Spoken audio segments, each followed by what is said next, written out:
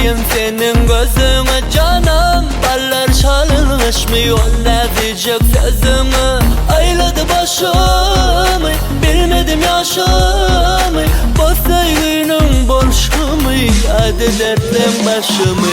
Haydeyin yüzümü, aşık men çalacak, sevgiyor dostunu, yüreği bilecek.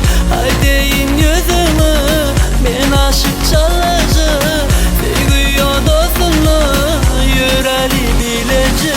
Oynama oynama duygularım bilen, halime halime sen aşkın bilen.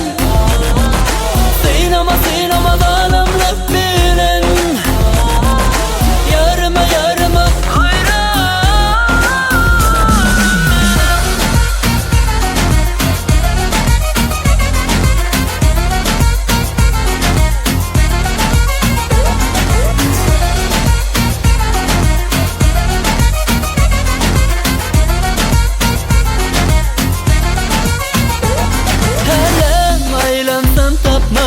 senin yalilelecek. Koy ver dostum gideyim, yarımın yanına varacak. Gelsene yanıma, düşün bu halıma, bu sevginin dertleri bana aram verecek.